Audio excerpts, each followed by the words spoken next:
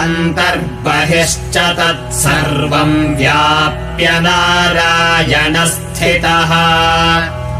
अनन्तमव्ययम् कविगुम् समुद्रेऽन्तम् विश्वशम्भुवम् पद्मकोशप्रतीकाशगुम् हृदयम् चाप्यधोमुखम् अधो निष्ट्यावितस्त्यान्ते नाभ्यामुपरि तिष्ठति ज्वालमालाकुलम् भाति विश्वस्यायतनम्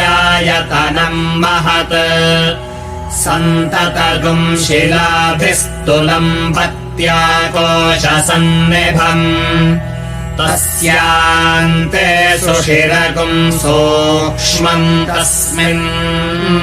सर्वम् प्रतिष्ठितम्